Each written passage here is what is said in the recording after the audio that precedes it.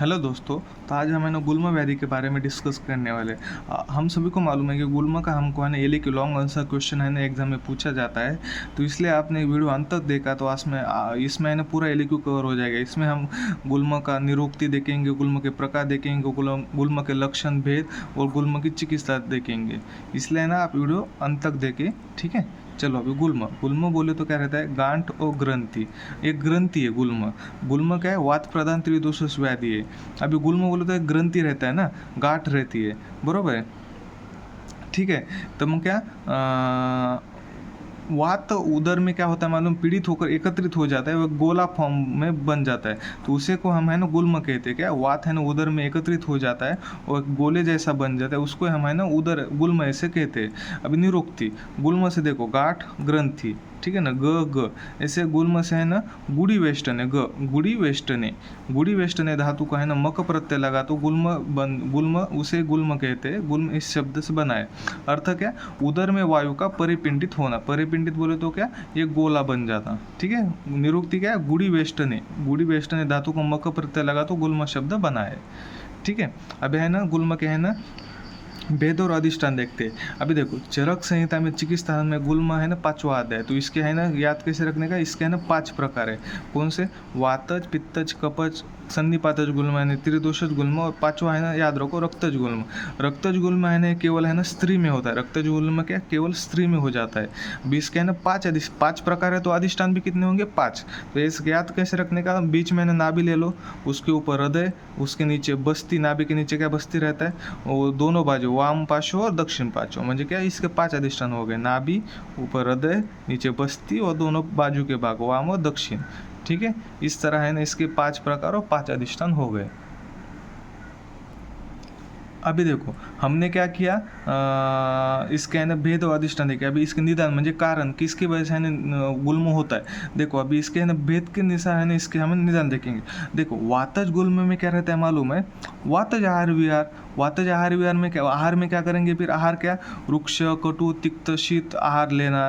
विहार क्या, अति व्यायाम, अति मैथुन, जिससे वात बढ़ता है, और क्या मलमूत्रादि वेग धारण करना, ठीक है। अभी पित्तज, पित्तज में क्या, पित्तज आहार विहार, ठीक है ना। आहार में क्या रहेगा, उष्ण, तीक्ष्ण, अम्ल, क्षार गुणात्मक आहार करने का। और विहार में क्या करेगा, काम, क्रोध, ताप सेवन, धूप सेवन, इतना होने से है ना पित्तज गुल्म होता है। दूसरा का मलमूत्रादि वेग धारण। मलमूत्रादि वेग धारण है सब में कॉमन है, ठीक है। ये है ना वेग धारण है ना, आप किसी भी निदान में, व्याधि के निदान में लिख सकते हैं। कपज गुल्म, कपज गुल्म में क्या क्या रहेगा, कपज आहार विहार, म्हणजे क्या स्निग्ध, शीत, मधुर भोजन करने का। विहार में क्या अति निद्रा, दिवा सौंप आदि हो जाएगा। और दूसरा क्या, मलमूत्रादि वेग धारण, ये हो गए निदान, ठीक है। अभी संप्राप्ति देखते। संप्राप्ति में देखो, निदान सेवन किया, निदान सेवन से क्या होता है, वातारी दोष प्रकोपित होता है, ठीक है ना। वातारी दोष प्रकोपित होने के बाद क्या होता है मालूम है, जो दोष प्रकोपित हुए ना, वो अपने महास्त्रोत म्हणजे आमाशय व पक्वाशय में प्रवेश करते हैं। इधर आमाशय पक्वाशय में, उधर आमाशय पक्वाशय क्या उदर का भाग है ना, मग वो क्या करते, प्रवेश करने के बाद उदर के किसी एक भाग में है ना व्यापत होकर है ना परिपिंडित म्हणजे गोला फॉर्म करते, उसको हम क्या करते, गुल्म कहते हैं, ठीक है। अभी इसका है ना, मग ये देखो दोष क्या, प्रमुख तो वात है क्योंकि वात से फॉर्म होता है। दुष्य क्या, निराश्रय है, इसमें दुष्य कोई नहीं है, ठीक है। अधिष्ठान, अधिष्ठान हमने 5 देखे, हृदय, नाभि, बस्ती, वाम पार्श्व और दक्षिण पार्श्व। आणि स्रोतस कौन से, महास्रोतस। महास्रोतस म्हणजे काय, आमाशय, आमाशय पक्वाशय, ठीक है, आमाशय और पक्वाशय, ठीक है। देखो अभी इसके हम ना संप्राप्ति देखने वाले हैं, इसका हम लक्षण देखेंगे। लक्षण ज़्यादा नहीं, जो याद रखने ईजी रखने के लिए वही देखते हैं, ठीक है। वातज गुल्म, देखो वात बोले तो वायु, वायु क्या रहता है, कभी एक जगह पे रुकता नहीं, तो क्या कभी एक स्थान पर तो कभी दूसरे स्थान पर गुल्म म्हणजे ग्रंथि बन जाती होती है, ठीक है।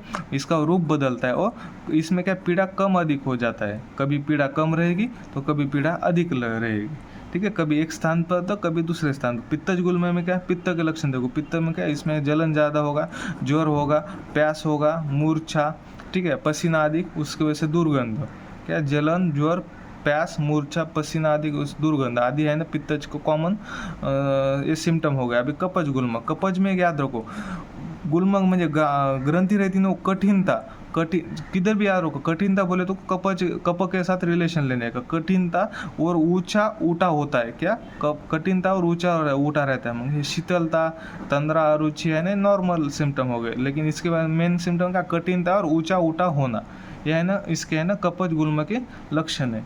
अभी देखो चिकित्सा, मैंने हर व्याधि में आपको बताया कि उसमें पहला पॉइंट क्या लिखने का, निदान परियोजन।